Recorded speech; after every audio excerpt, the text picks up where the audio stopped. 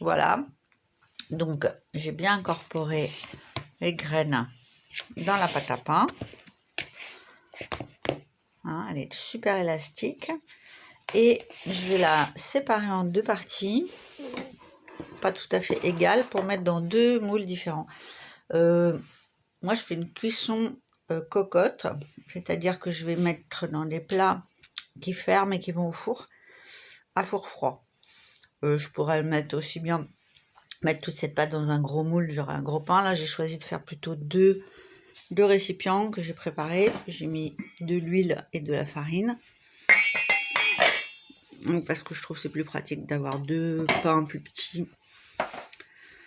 À la limite, j'en tranche un, je le congèle.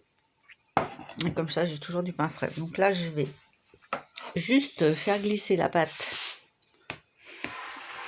dans les deux récipients. Et après, je vais mettre au four. Voilà, j'ai disposé de la pâte. Je vais juste verser la pâte dans les moules. Voilà, maintenant je couvre. Voilà, donc voilà, ça c'est une casserole en métal avec un couvercle métal, donc ça peut aller au four. Et maintenant je vais mettre dans mon four. Et de 1.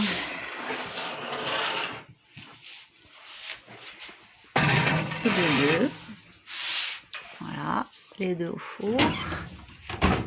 Et je vais mettre à 240 degrés. Bon, moi j'ai une vieille machine, je suis obligée de faire comme ça. Voilà, à 240.